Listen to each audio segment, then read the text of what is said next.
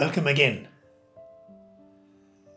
We're still in Matthew's Gospel, and today Jesus says, "Woe to you, scribes and Pharisees, you hypocrites! You spend your time concerned about tithing mint, dill and cumin, and forget or neglect the weightier matters of the law, like justice, mercy, and good faith. Woe to you, scribes and Pharisees, because you concern yourselves about cleaning the outside of the cup and dish, while inside it is full of extortion and intemperance." Now these are pretty rough words coming from the mendicant preacher healer from Nazareth. And I was wondering, what was it that really got under Jesus' skin? What really stirred him? And I think it's the phrase that he uses there, "You blind guides." Because Jesus had compassion for his people. And we remember maybe a few weeks ago, we looked at the text where Jesus did the rounds of the towns and villages, and he saw the situation of the people.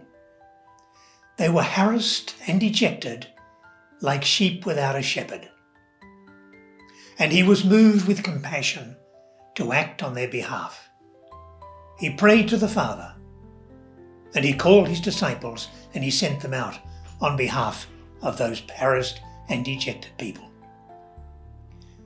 And so here he is again, faced with the hypocrisy of those who were given the authority and given the means with which to build up, to strengthen, to give hope, to enable this harassed and dejected people live in these most unfavourable circumstances.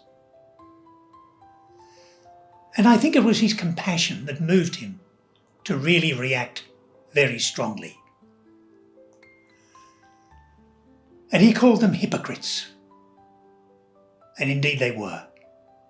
And the people would know they were hypocrites. And so the people were harassed. There were Roman soldiers on the street corners. There were Roman soldiers in the town squares and in the marketplaces. And they were paying a tax to support the army of occupation.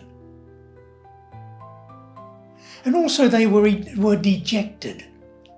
They were people without hope because their authorities had more or less sold out. The religious authorities were putting all their faith in minimal observance of the law. Their civil authorities had bent to the Roman will, and so they were without hope. And Jesus accused them very strongly of being hypocrites. And he even said to the people several times, one was, "Don't do what the Pharisees and scribes do, but do what they say."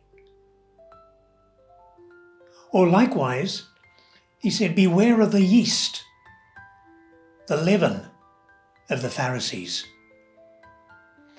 So he was very aware, and he really reacted and responded to this hypocrisy because it was denying the people the hope, the lift, the aid, the joy, the hope that they needed. Now I want to share with you a story from Peru, and it's a bit my story, I suppose. When I first went there, I was impacted by the number of annual fiestas, feast days, and normally around a particular saint or image. It could be Our Lady of Chappie.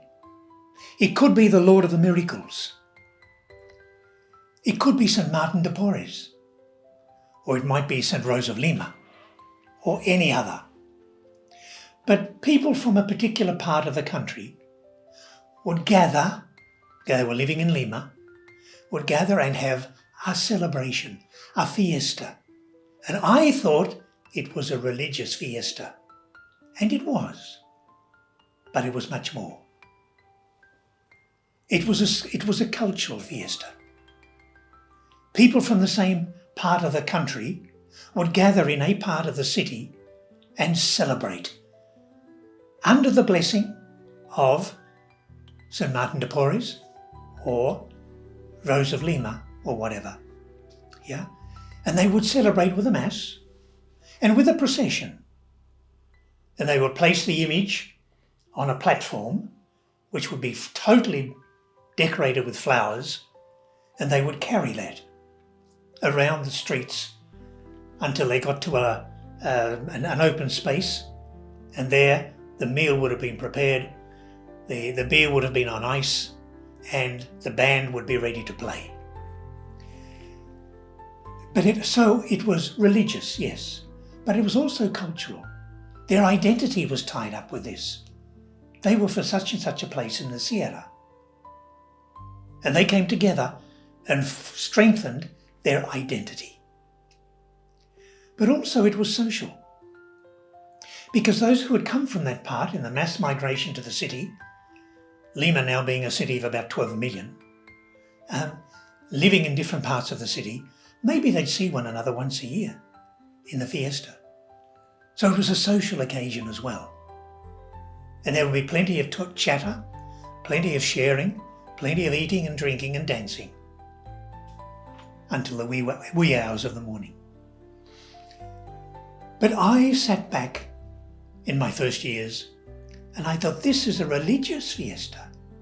And I judged those leaders who made a big show of themselves in the fiesta.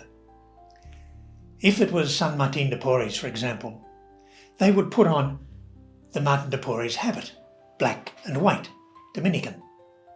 Or if it was the Lord of the Miracles, they'd have a purple habit. And they would carry the anda, the platform, around in the procession. They would make a big show of themselves. And I was the hypocrite. I was judging them on purely religious terms. It was much more than that. It was much richer than that. And it took me a while to come to appreciate that the religious element is closely linked with the cultural and the social. So what I really want to say today is be careful of hypocrisy, but also be careful of judging hypocrites. Okay? Take care, have a good week, and we'll see you next week.